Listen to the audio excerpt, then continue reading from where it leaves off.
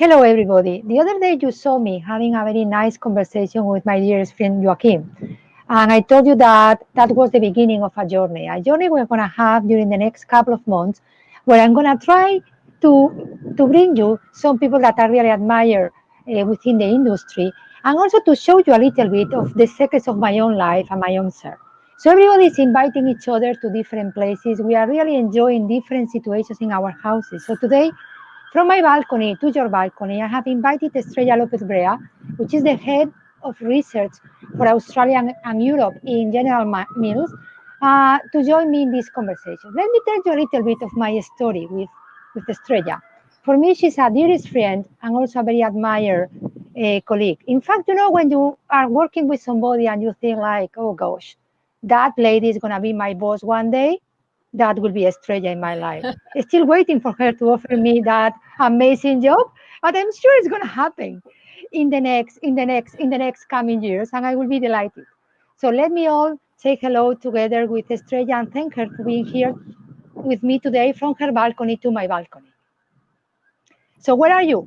Thank When you, I'm saying your Dania. balcony, where are you, Estrella? Yes, so this is my balcony, and I live in Switzerland, close to Lausanne. So where I've been living for the past 5 years, and yeah, this is the balcony of my house, and I'm really happy. Thank you for inviting me to your little journey, and of course, it's very special for me too because we worked together for a long time. And we've been super in touch all of these years. So it's such a pleasure to have the opportunity to talk a little bit of half business, half friendship conversation with you. It will be my pleasure, really. So thank you for that. And also for those that don't know, even if you are hearing that this is a bit Spanish conversation, we are broadcasting from London and from Switzerland. So it's a very like international conversation among two friends. So one of the things Estrella and I have always discussing, and I guess some of you have already heard some of her amazing presentations in the past summer congress, is about innovation. And more than ever, one question that we have in our mind is trying to understand if is this a moment to innovate or is this a moment to reinvent. So what do you think? Is about innovation or is about reinvention in this moment? What we should do? It's such an interesting question, and you and I have been talking about it offline. I think if I think about what each of those things are, right? Like innovation, it's kind of a starting from a scratch, from a white sheet of paper, right? To develop something completely new. And this is kind of what we have been, a lot of the businesses doing by default for so many years. And I think that reinvention it's something that comes usually in disruptive times, like what it's happening right now. And it's kind of brings with the thought that you don't need to always bring a completely new solution. Sometimes it's not necessary. And I think this is one of these moments in life where we're living a very special circumstances where it's the time to hit the pause button and discover about how can we transform something that it's already existing to do it better or in a different way to unlock opportunities for growth. And I think the beauty of reinvention is that it provides this opportunity to somehow shake your world and reevaluate the status quo of what's working or what's not working. So yeah, that's how I see it. So I think it's a moment for reinvention. I have been, since we started these conversations and since the other day we were speaking to each other, I've been like Googling a little bit, you are the expert, but just to be sure that at least I can have this conversation at close level. And one of the things that surprised me, building on what you were saying, is about all these things that the people are imagine that they are like amazing inventions, that really innovations, that really transform dramatically our day-to-day as Facebook or as the things that Apple has done. And when you enter into the detail, what you realize is that the reason why Facebook has been really successful, and we see even today the value they have in the stocks, is really about being able to make something happen. So Facebook was not about the idea. And in fact, it was even a trial on the idea, and it was not clear whose the idea was, but much more who is able to generate and to make it happen, that idea that we all have. So have you heard anything about that, that it really enlightens anything? Yes, I think that's totally right. I mean, if we look back at some of the most successful innovations in the last decades, like the Netflix of the world and the Ubers of the world and the Airbnbs, all of those amazing companies that we all have in the top of our heads as great innovators, the reality is that they didn't invent anything, right? What they did was kind of like reinventing the established norms and make a concept that was already existing relevant in the current conditions. So the environment is evolving, the consumer behaviors are evolving, and it's just about taking a concept of something that was working already, but making it relevant again. So it's really interesting, because I think that's what we are living today, and what COVID somehow has brought to all of us is that change in the environment, that it's shaking things a little bit. That's what I see. What do you think? With innovation? What I think, I always like it. Yeah, this is, having the conversation in a subject that passionate both of us will make this happen. So apologies for the audience if sometimes we interrupt each other, but there is some delay from London to Switzerland. So just bear with us, please.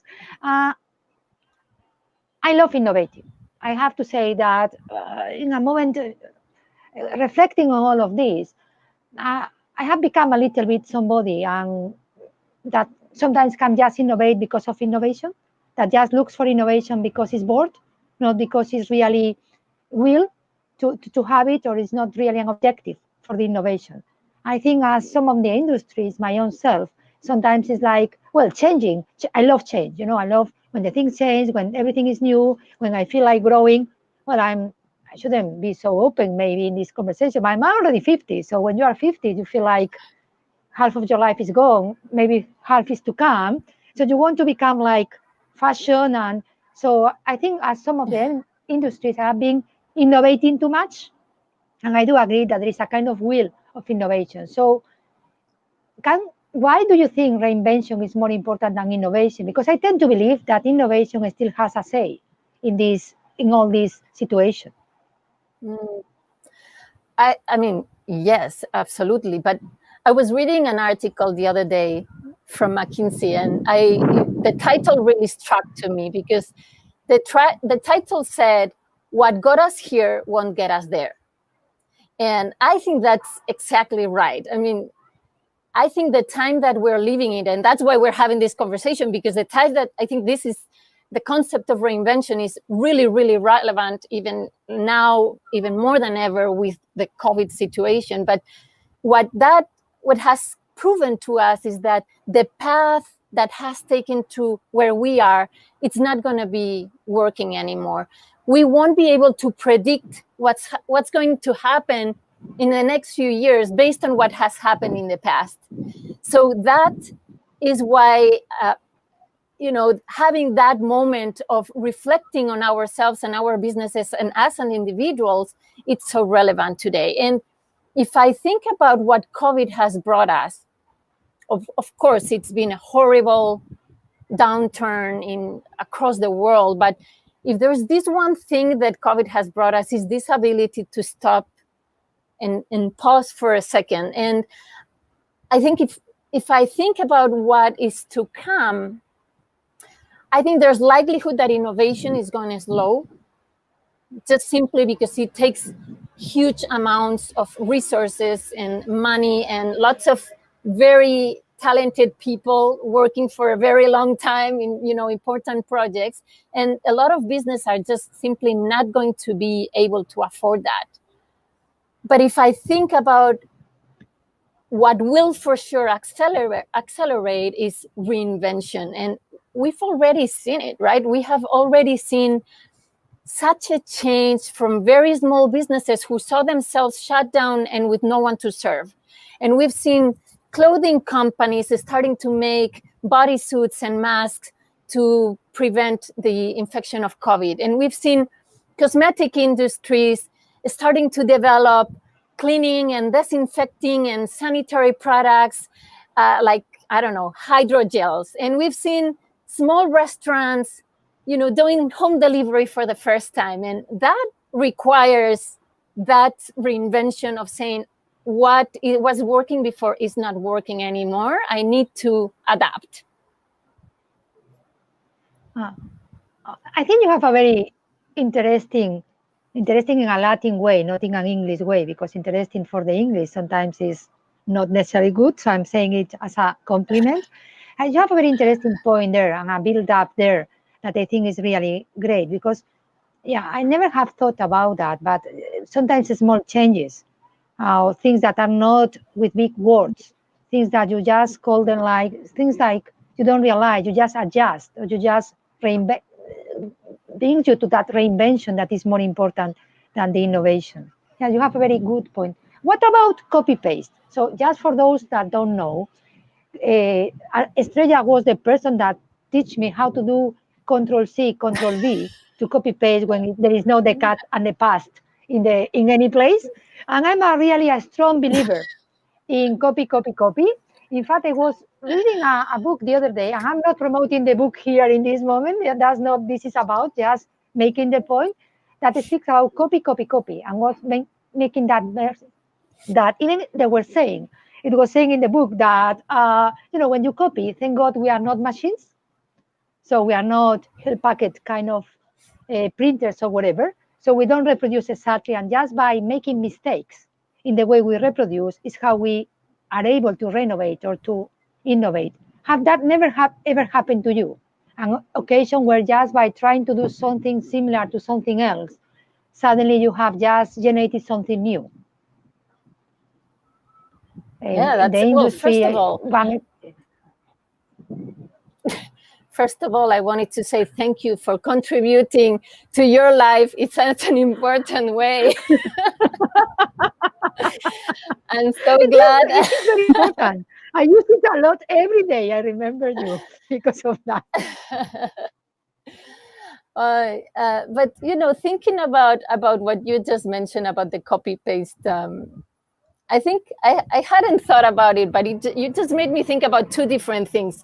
On one side, it's that I think we have been, I don't know, I think you have and I have been told, since we were little that, you have to be original. You have to bring something new to the table. You have to stand out versus the rest. The competition is there. So there's a lot of pressure at a social level to be original, to bring the next new thing at a personal level, and also for businesses, right? But I have come to realize more at a personal level throughout, my years that there is a lot of power in not reinventing the wheel. So sometimes we overcomplicate things, and taking something that works well and that has worked well and doing a small twist can be really, really powerful. And you don't have to spend all of the time, all of the resources, all of the energy in creating something beautiful from scratch, because maybe being more agile and being able to respond fast today, it's way more valuable than having something that is perfectly polished and shiny in 3 weeks period. I think that's a very that's a very deep thought, because in my case I'm very pragmatic, that.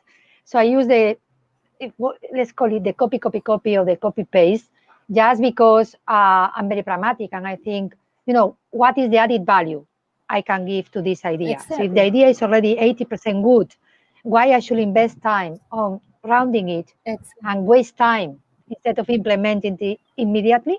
So I think it requires, and I agree with you, a lot of boldness to copy paste.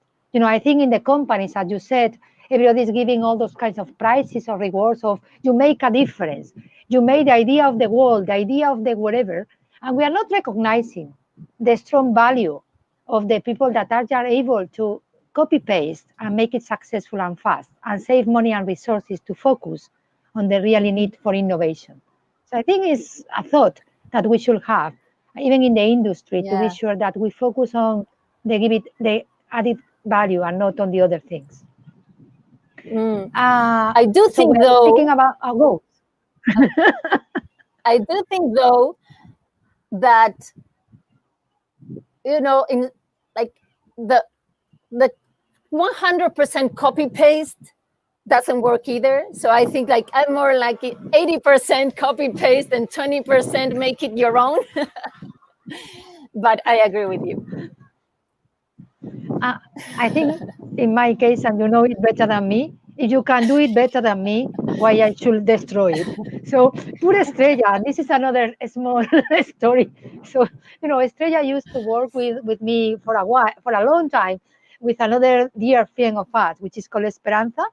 And then, I will ask them to do something, and they will come, and I knew I had a problem after asking them to do something or to help me on something, when both of them will arrive to my office saying, no, Begonia, no way, and we are going to do it in a very different way. So that's really a way of innovate, and I really enjoy working on all of that. So you already covered it. So, and I think, but let's invest a bit of time as well on the COVID, and how the COVID, you mentioned about the small businesses, you mentioned about all the different situations where the people that are doing clothes suddenly start doing masks, and the people that are doing, gels start doing the hand sanitizer. Even in Spain, somebody doing alcohol try to do hand sanitizer, which is not the alcohol for the hand sanitizer, that generated some problems. So I guess reinvention is getting us to different places. Why do you think that's being more, or is being stressed by COVID? Which are the key elements of the COVID that are making us really force ourselves to reinvent and not to invent? Because when I was thinking about that, I was thinking about scarcity, because you don't have as many resources as before. Survival, you need to do something and you have no options. What are your thoughts about that? Well, I think the clearest one to me is just kind of like the world shut and the businesses were closed. So, I mean, that's kind of the most dramatic situation, where the modus operandi was just not working. I mean, people didn't have customers to serve in a lot of the cases. All of the stores were closed, the restaurants were closed. So what do people do? And I mean, I hope that this situation somehow teaches all of us that you don't have to wait to such an extreme moment to reinvent yourself in a way, to transform the way of thinking, to stop a little bit and think, is this what I want to do? Can I do it differently? Am I happy with what I'm doing? That kind of thing. But I think we took it a bit to the extreme here. Well, you're describing it as my 50 years old crisis, where you really think about, am I in the right place? So I guess COVID has been for most of us as the 50s crisis of some of us. What about you? If you have to reinvent yourself in a way, you're much younger, so 50 crisis only me. But Estrella, you have to reinvent yourself. Which will be the thing that you have done in the past that you will have done differently? The thing you will change in your past, and you can tell me. I was thinking professionally. If you can tell me personally as well, it will be really amazing. Yes, that's a good question. So if I look back at what I have done, I don't think I regret anything like big. I don't think there's anything that I said, oh, I took the wrong path, or, oh my God, I should have, because a lot of times it's just luck. Life just takes you in one way or the other, and, it just happens. And there's nothing like major that I would regret, but there's some things that I maybe would have considered differently, or things that I have learned, in a different stage of my life, that I said, well, maybe if I would have learned it earlier, things would have been different. And one of them is I wish I would have started earlier to do active learning for personal growth. And that might seem like very, I don't know, either very silly or very grandiose. It's not. I'm not talking about education, but I have worked in multinational companies all my life, all my career. And it's a little bit of that mode of you work, you're really busy. The corporate life is taking basically all of your life and half of your husband's life, if you have one. I mean, it's really absorbing, and you kind of doesn't allow you to think much outside of your work life. And it's been about like 4 or 5 years ago that I made the conscious decision to dedicate a specific amount of time every day to personal development and personal interest and personal growth. And it may seem small, but it's about, reading things that really interest me, or, blogs, articles, listening to podcasts, but being conscious about spending a bit of time on things that help me grow on a personal level outside of my work. And that has been, to be honest, mind-blowing for me, because it has sparked a huge amount of positive energy about things that I want to do, things that I enjoy doing, and learning with people and interacting and networking. So it's not that I would have done it differently, but now I think I wish I would have started this, 15 years ago. I would have learned so much, and, maybe my career would have gone somewhere else. So, wow. That's one. I think I have a lot to think about that. You are sharing. Which will be the thing you have learned that you value more during those years you are mentioning? Which will be the one that you say, if I miss this, it's such a pity? I have just discovered that I can do much more myself than I knew I could, that I can add more value. I always knew you could. So that one, I could have helped you. I know you could. But it's just like, I would say it's just opening like different curiosities, different areas. Like I have a lot of like curiosity for learning many, many things. My family thinks that I'm crazy sometimes. The other day, I was watching a documentary of the supply chain of the avocado. My kid came, and they're like, not sure. And that's where I realized maybe I took it too far. Maybe because you are such a determined person. It's one of the things I really admire about you. But that one is a bit too far, I have to say. It's a joke, but it's a reality. It just had sparked a lot of curiosity of things that I would like to do outside of work. And the fact that, work is just one area of your life, and there's so many other things that we could do outside. So this is just one. And then the rest are just more related to the fact that I have been, in the FMCG industry all of my life. And then I think about, well, what if I would have done something on the technology industry, for example, which I would have enjoyed just because it's kind of out of my comfort zone. Or things like what I was saying, I always worked in the multinational environment, but I have a lot of passion for innovation, as we were talking. And what if I would have worked in a smaller company or in a startup company? Which doesn't have all of the big resources that the big multinationals have. I'm sure it would have been like a huge learning opportunity too. But it's not that I regret it. It's just, what if? Yeah.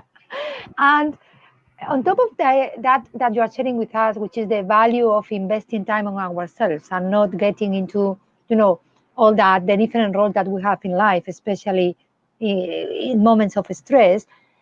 What would you recommend of somebody junior that joins the industry in this moment, the research industry? Which will be your 1 or 2 advice to that person? So the first one maybe is just get out of your safety net, or actively go out of your safety net. I think those are I'm convinced those are the most, growing opportunities. And sometimes we're kind of open to receiving, things that get us out of our comfort zone. But I think, nominating ourselves or actively looking for those opportunities, it's those things that kind of get us a little bit nervous. I think those are the ones that definitely stretch us the most. So take advantage of that and actively seek that. That would be one. And then the other one would be just to, if I look about, maybe younger people who are looking to start in the insights world, would be to aim big.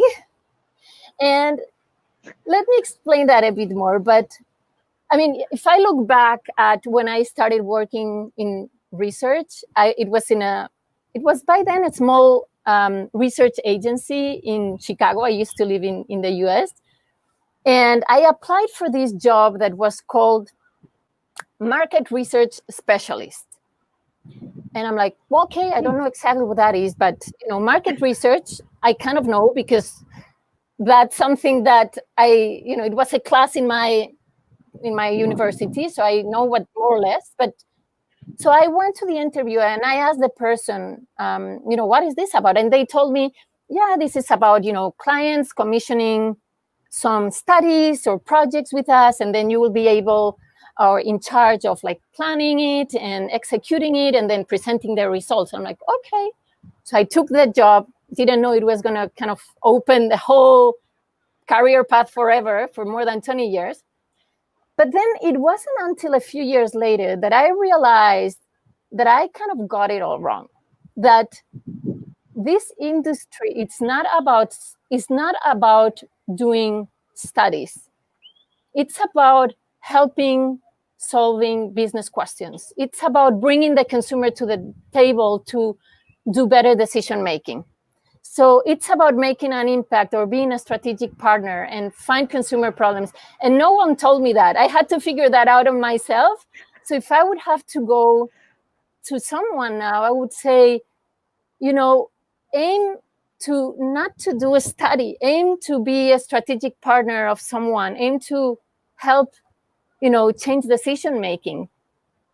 And just one more thing to finalize, I think we also, people like you and I, have a big responsibility with these people that we're hiring, that we are mentoring, to reframe, and to explain to them in a way that it's empowering and that it's exciting, because that's the only way we're going to evolve the role of the function in the organizations.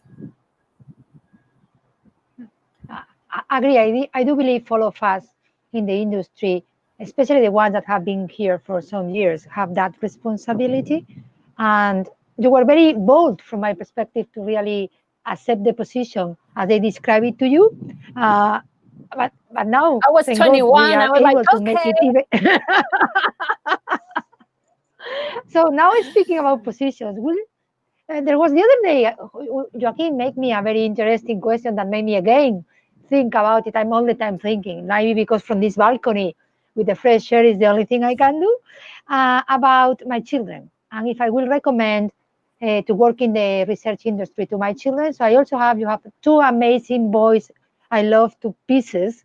And I would like to ask you, if you would like Ivan and Oscar to be also part of this industry in the future? The first thing I would say is that they still don't quite understand what I do.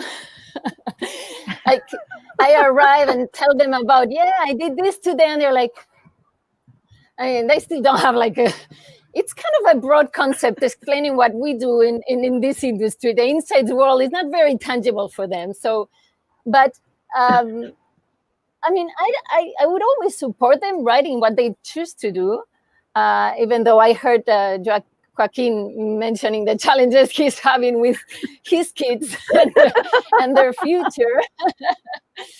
But I think there's something really beautiful, I would say, about our professional, lives that is related, to getting, I don't know, to understand people, beyond, what you see in them, or developing empathy, or understanding the importance of the context, right, culturally or socially, that takes you to avoid bias, or I don't know. I think those things are nice. Those things are, if I take that part, I would say yes. Why not? If you want to do insights, I'll do. I'll support you. How about you? I heard you were not so committed. No. I will not. No, I will not. In my case, I guess one researcher at home is more than enough. So I will not.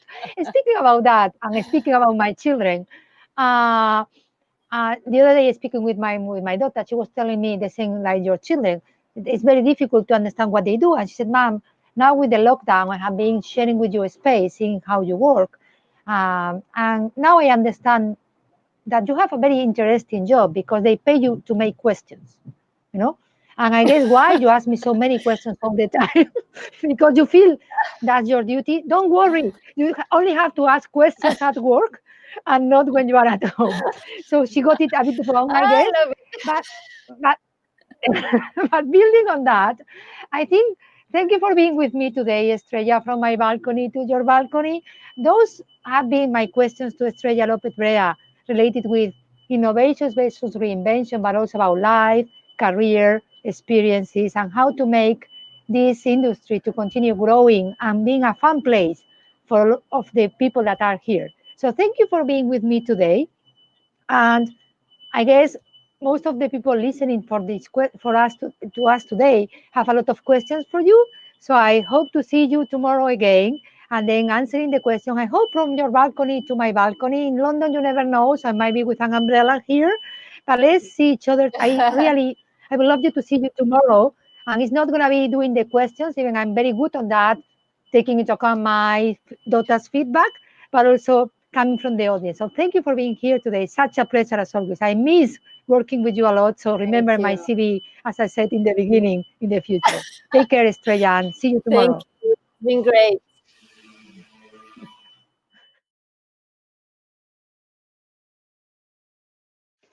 Hello, everyone, and welcome to the Insights Festival show. I am delighted to be hosting this session, which is talking about how insights is shaping the world and how the state of the world is understood thanks to the work of insights. I am delighted to be joined by researchers from 3 global research companies who have been conducting some interesting research about the state of the world from a global perspective, and we've asked them to share their insights to you today in this show. These research agencies have been supporting an industry-wide effort to share insights with regards to how COVID-19 is shaping our world. And we're delighted that more than 150 research findings can be found on this website. If you're interested in finding out more about this, come to the snr.org website where the link is located. But today, I'm really delighted to be joined by 3 fantastic researchers who are going to be talking to you a little bit about, from a global perspective, what is insights uncovering with regards to the world and the state of our world in particular. So I would just like to introduce to you Simon, to introduce Sophie, introduce Suzanne, who've agreed to join us today and to share some of their insights. Welcome to the show, all 3 of you. I'm going to give the floor first to Simon from Ipsos to talk a little bit about who he is and where he's coming from. So Simon, welcome to the show, and please introduce yourself. Oh, thank you, Kim. Thank you for giving us the opportunity to be here. Yes, my name's Simon Atkinson, and my role is at Ipsos is to be the Chief Knowledge Officer, which is kind of a mixture of a kind of librarian, a publisher, and a communicator and sharer of the latest analysis and findings from around the world. So that's what we get involved in, trying to, if you like, bring together new stuff, interesting stuff that our clients and friends and stakeholders are going to find useful. Welcome to the show, Simon. And Sophie, you're up next. Please introduce yourself and tell us where you hail from. Hi, great to be with you today. I work for a company called Discover AI. Our journey to insight really begins with the online world, and we start our work with looking at the conversations and the narratives that are going on out there in the online space. So that could be consumers talking on consumer forums, influencers and opinion leaders on blogs, journalists in online journalism, online magazines, or indeed brands and organizations and their narratives on websites. And we've developed a platform that uses artificial intelligence to allow us to very quickly get through a kind of vast breadth of different types of perspectives and different types of conversations, and to get our hands onto kind of the heart of that content, and develop kind of insights and opportunities based on our clients. Thanks a lot, Sophie. Welcome to the show. Looking very much forward to your insights. And last, but certainly not least, Suzanne, welcome to the show as well. And can you tell us where you're hailing from?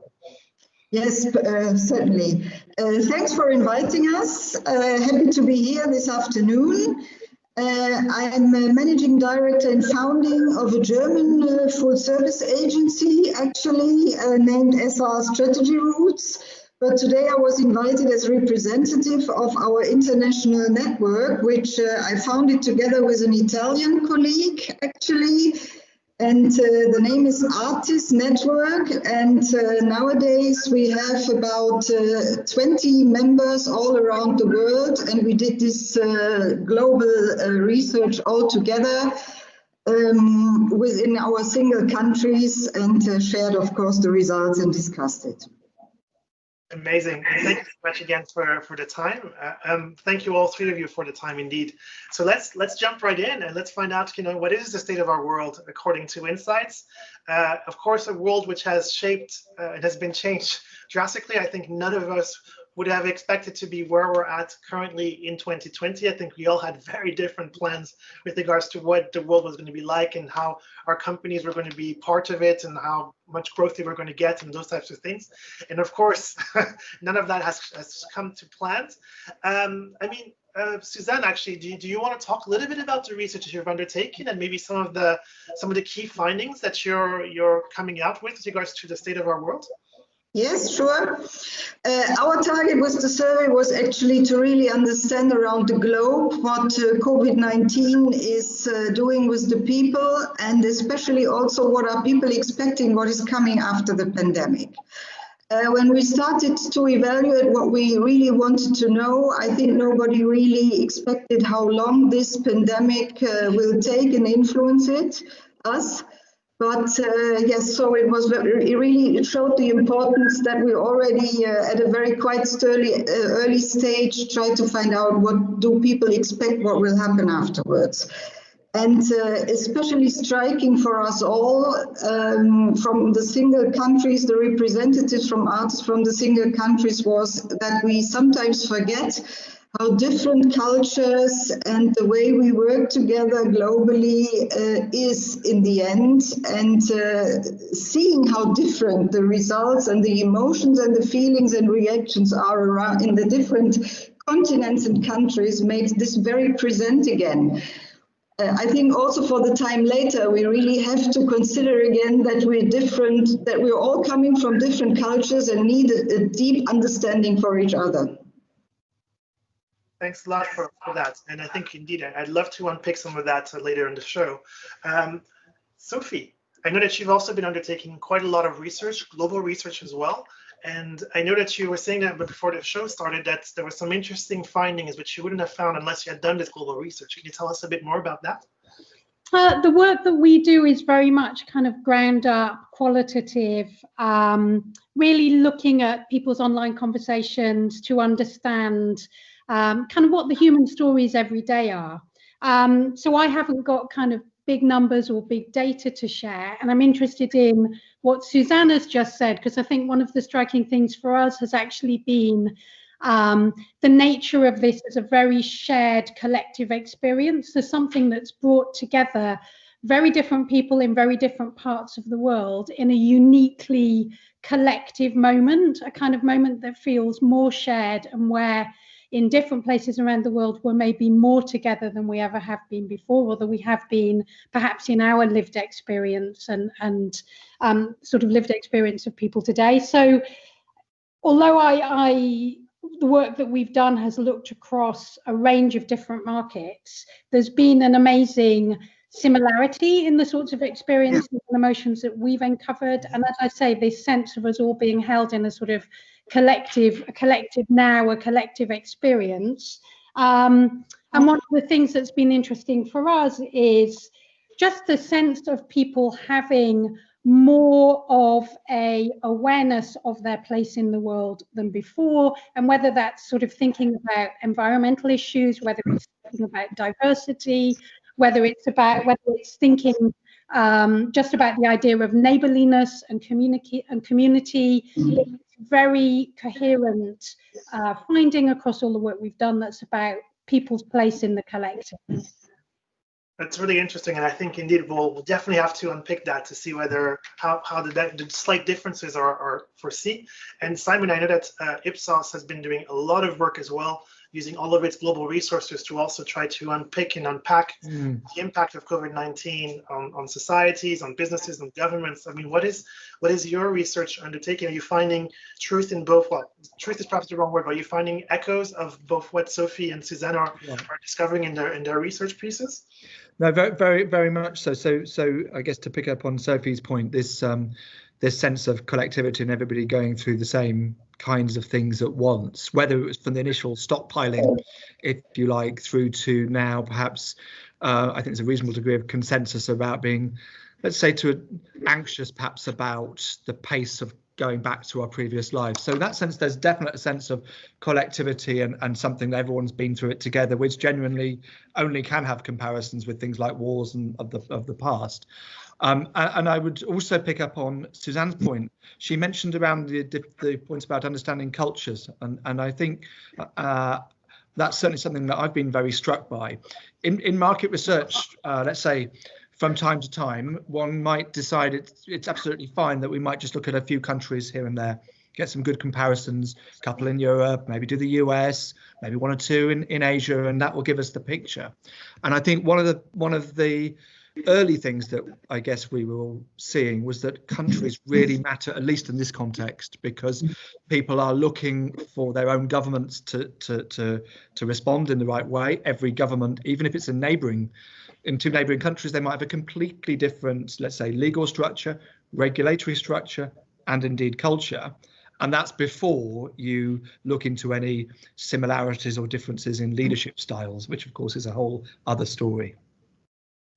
Suzanne, do you want to come back to this point then? So, and I think we do see this kind of, and we saw it at the beginning of the crisis, this return back to kind of our local shops, our local communities, this idea that you buy local, you depend on the people around you.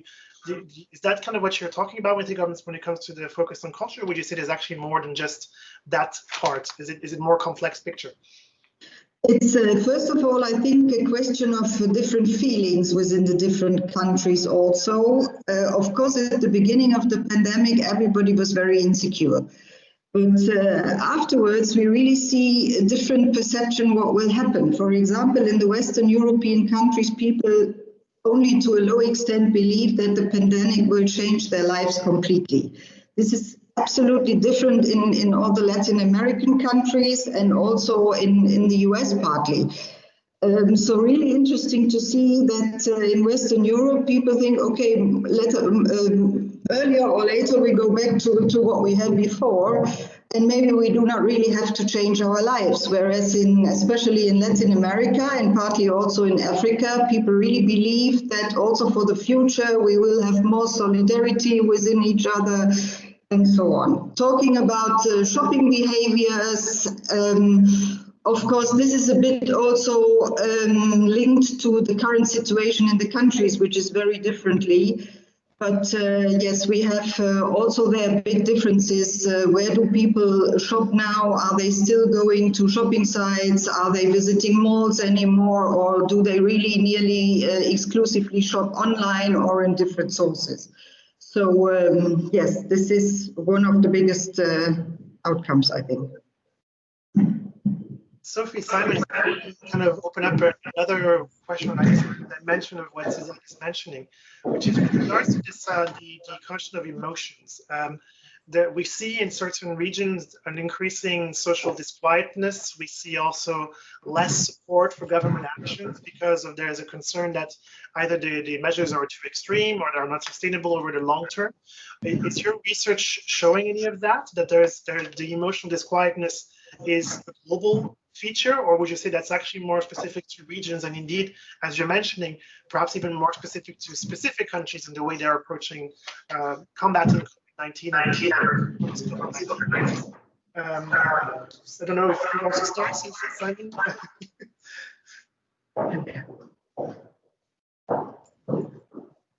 Well, Sorry, I'm not sure whether Simon was going to answer that or you wanted me to come in. Go ahead, Sophie. One aspect of that question. Oh my gosh, I've got a terrible echo.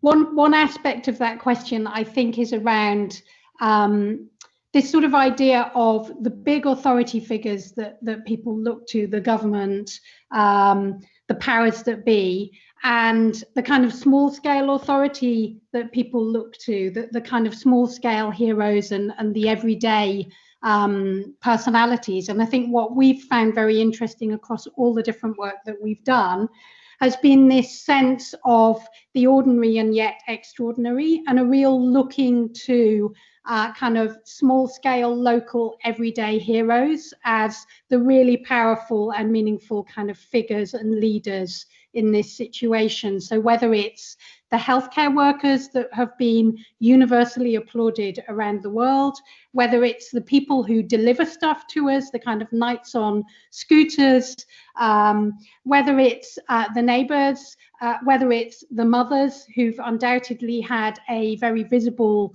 and critical role in this whole experience. It's what's been very fascinating is this kind of worldwide notion of those small scale, local, crucial figures whose kind of strength has really come to the fore in this experience. So this sense of the power in the ordinary or the extraordinary has been really fascinating.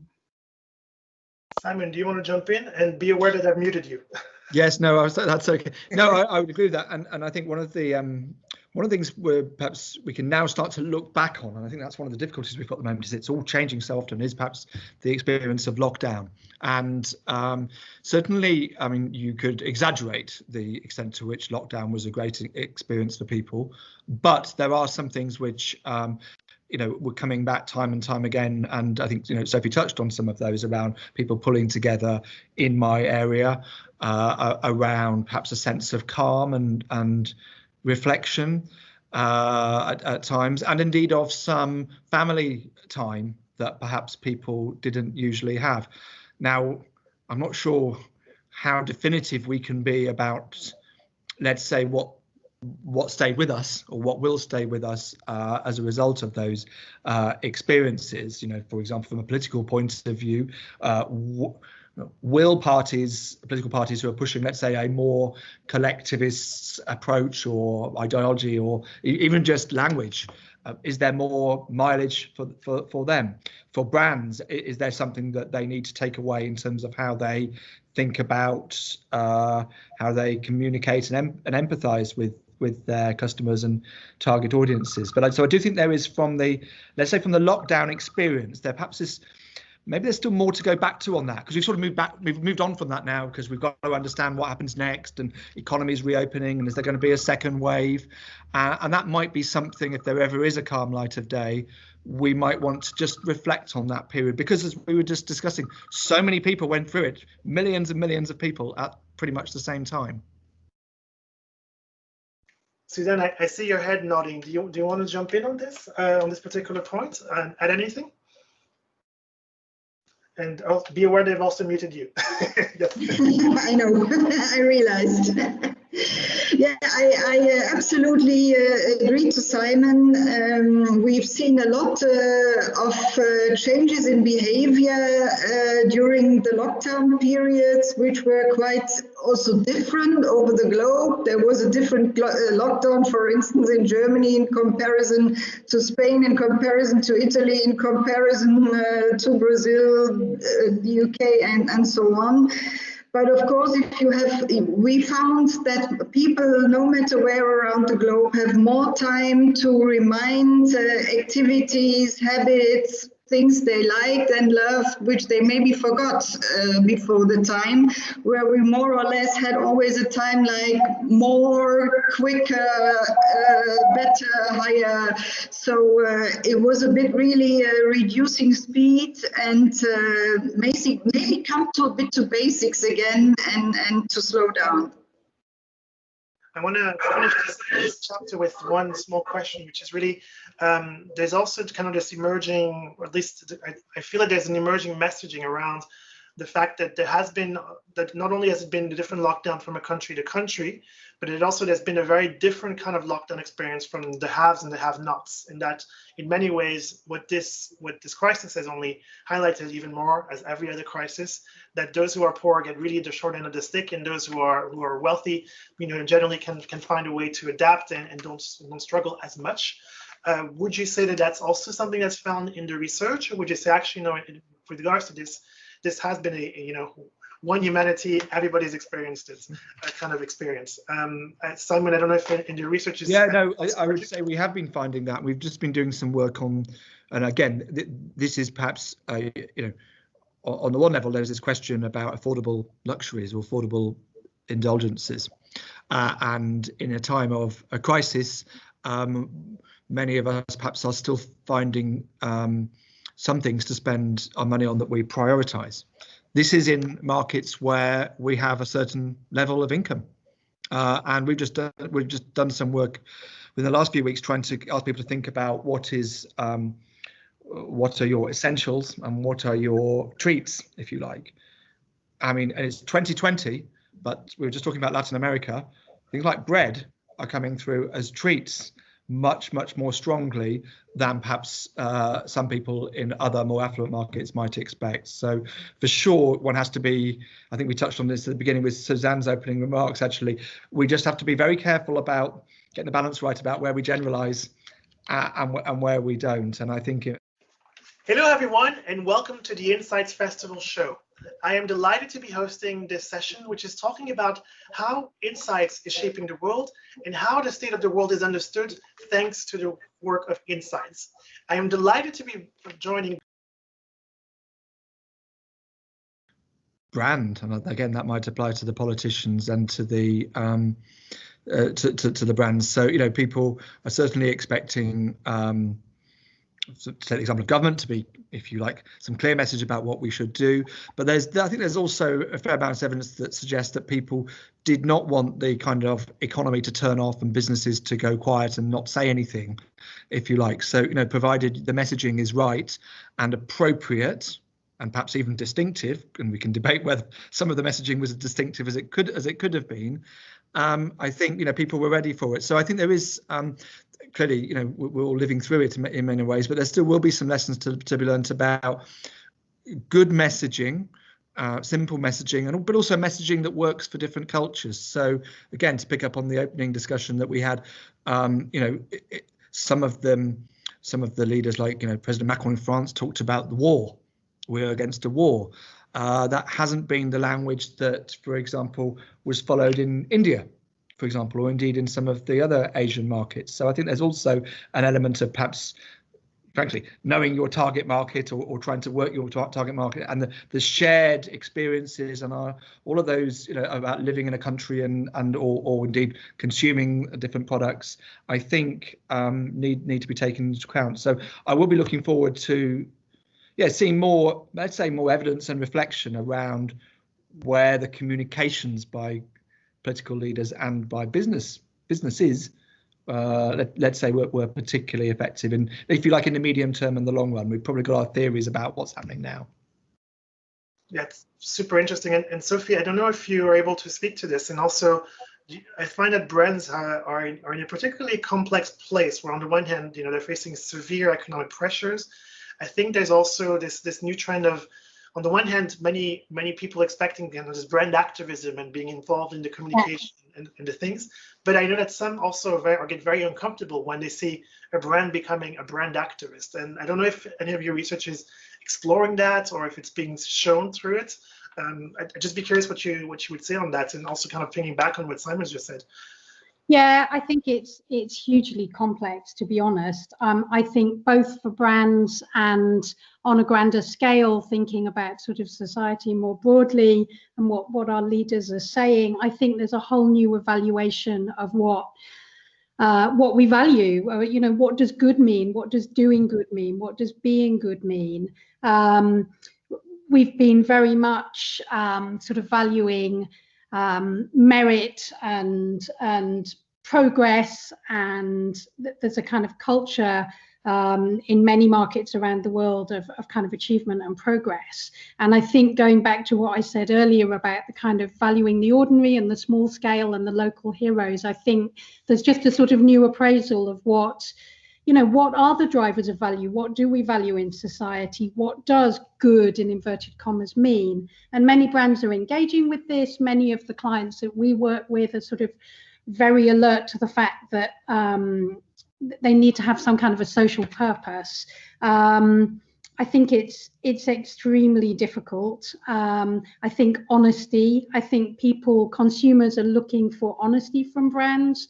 I think they're looking for integrity. I think they're looking for kind of a more textured experience. And I think that can be about being gritty and honest and saying like it is on the one hand, but also about sort of experiences and not just increased, more products and increased consumerism. So, but I think it's a hugely complex topic, very difficult to answer just like that.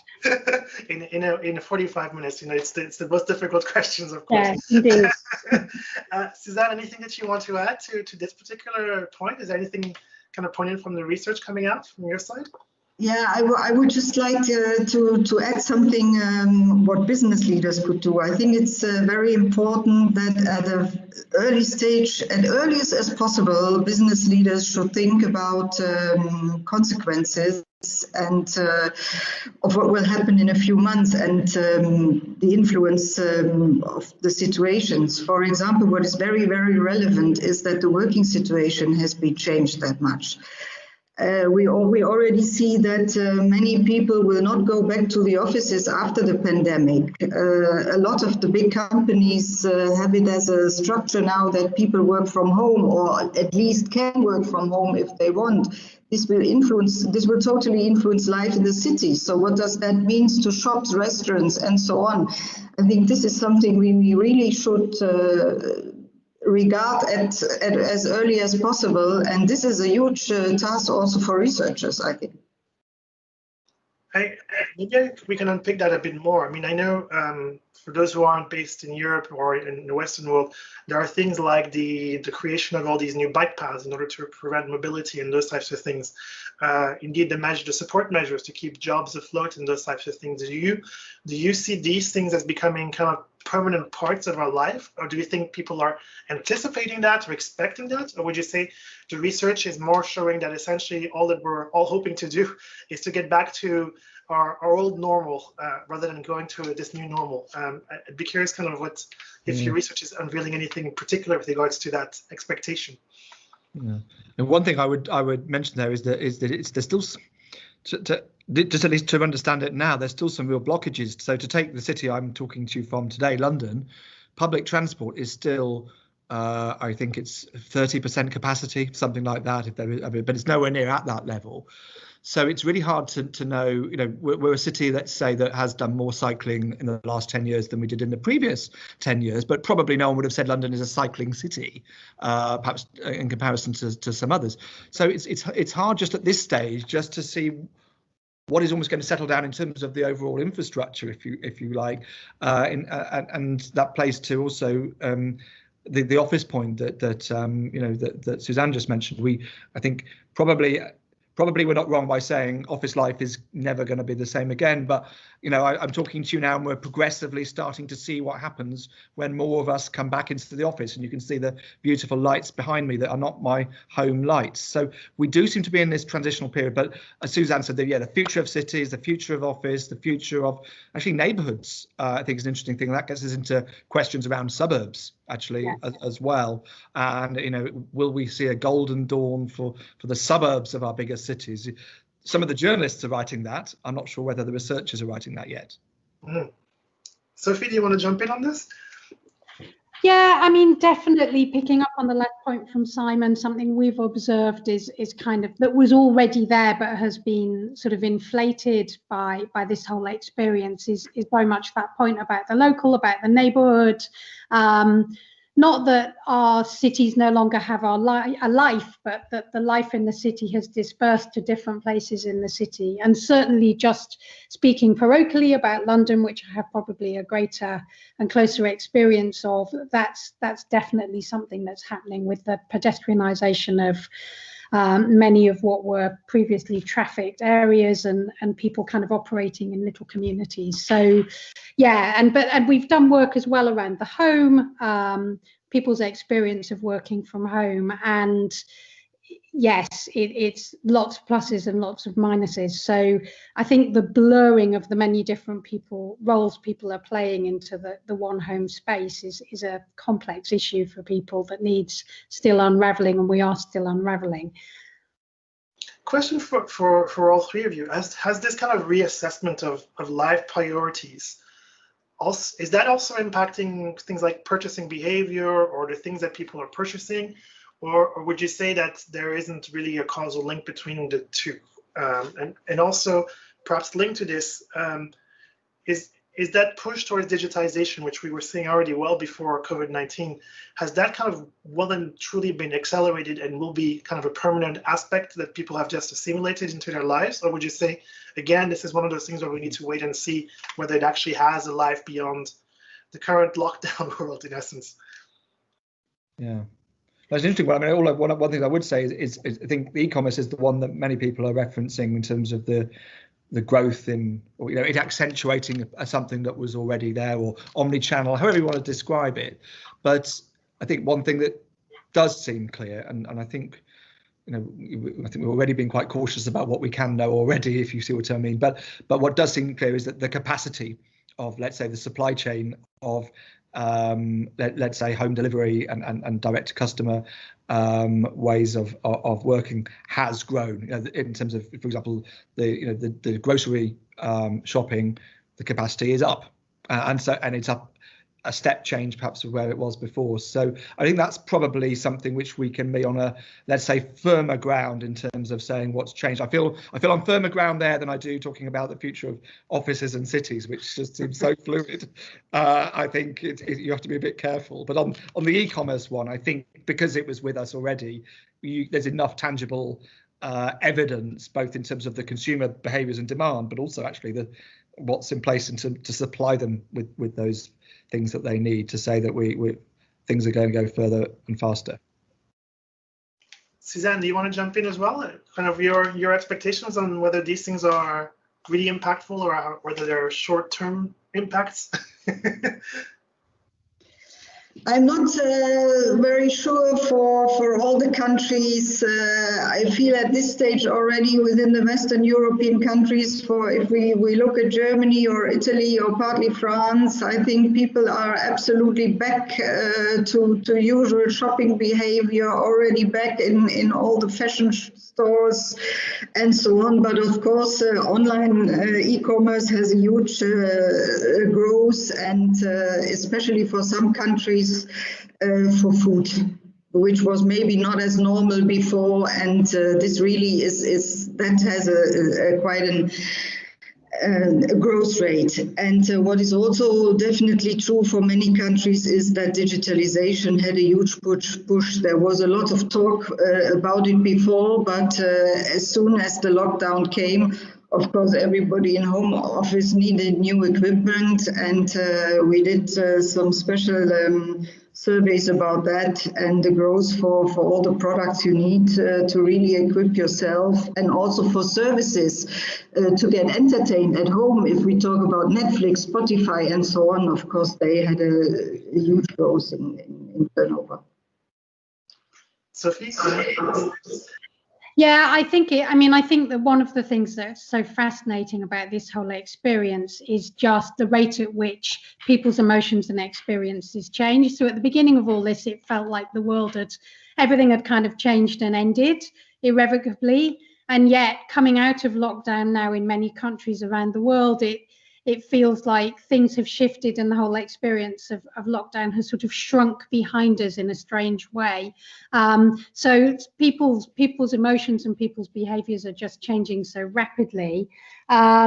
We've picked up, as all of you have mentioned, massive increase in kind of use of tech, use of delivery, in-home entertainment. All of these things have boomed, but how that will change over the long time, it's difficult to say. I think the one thing that we pick out continually is just, even with all of these changes in behavior and new behaviors which are very focused around digitization and technology, the kind of human scale experience is always super important. So I think the companies that will do well, the brands that will thrive, are those that manage to keep the superhuman feeling, the kind of sense of a one-to-one relationship, even when they're operating in this sort of high-tech digital space.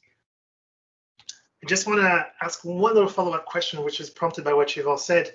Would you say that also applies to less developed countries or and continents? Or I'm thinking of like Africa and places where, the logistics enabling kind of the home Deliveroo type of services, which of course are very common in the Western world. Is that experience the same, or would you say there's nuances to be brought into this particular topic with regards to the less developed world? Yeah, one of the things, and to take the example of Africa in particular, is that there's already some of the changes in terms of how people are relating to each other, and indeed in terms of shopping and stuff, was already a completely different model in some ways, because things went to mobile very fast in terms of frankly, low contact and low touch economy was there actually in terms of how people are often moving money around via their mobile phones, or indeed internet being primarily mobile first, without having any transitions. So again, it perhaps comes back to a reminder why we do need to, I think we can't help ourselves, and we have to start by trying to have some kind of overall frameworks, but it's perhaps again another reminder why you're going to have to really think through the story in different markets. And indeed, of course, when we're looking at Africa quickly, you're going to have a completely different picture from in South Africa versus in Kenya versus in Egypt, for example. So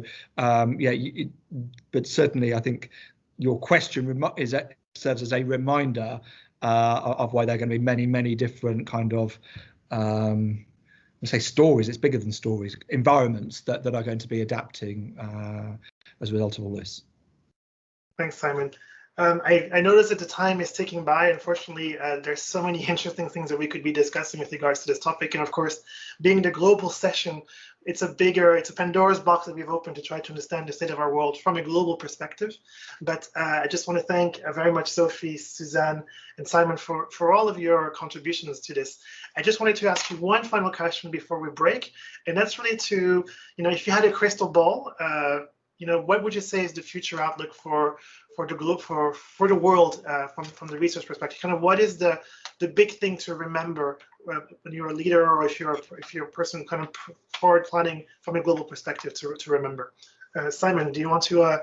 My big thing to remember is whatever data or numbers you're watching, always think through, am I watching them often enough? Because genuinely, it was an example where you had to be looking at it week by week or fortnight by fortnight.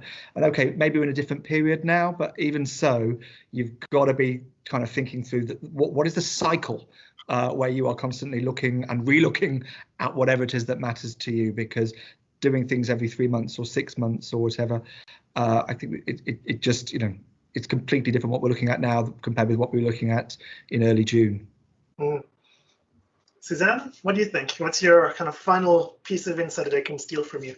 I totally agree to what Simon just said. On the one hand, yes, and as I said earlier, for us, one of the most striking learnings again was we're all depending on each other as we work so globally, and we should always keep in mind that we're nevertheless still different, and that we have really give attention to what the meanings and attitudes in the different countries are. And Sophie, last but not least. Yeah, just not forget something I've said, and I'll say it again, not forgetting the kind of small scale and the human scale. So as people build pictures or try to big pictures of how the world is evolving, starting from the ground up, starting from the sort of down-to-earth realities of people's stories, people's lived experiences, people's emotions around their day-to-day experiences, not just looking at kind of data and numbers alone, but looking at the complete picture with the kind of human angle is incredibly important, I think. Wonderful. Thank you so much. Sophie, Suzanne, Simon, you've given us so much to think about. I hope that all of those of you who are watching this show have found the conversation interesting and have gotten a better glimpse and understanding of the state of our world according to Insights. I hope that you found it enlightening. Be aware that, of course, there are researchers just like the three speakers who are intervening at this moment on the Insights Festival main stage in the Fringe from the 14th to the 17th of September. There's a wealth of insights being shared by the data research and insights community there. If you're interested in attending, you can still join live. Just go to the smr.org website where you can register and attend our many different sessions. Once again, Simon, Sophie, Suzanne, thank you so much for your time. Thank you, NetQuest, as well, for sponsoring this Fringe and this session. It's been great, and look forward to seeing you at one of our next stops. There's still many regions around the world where we're going to be sharing the state of the world according to the insights of researchers conducting research specific to that region. Thank you so much for watching. Thank you, speakers, and see you once again. Thank you. Thank you.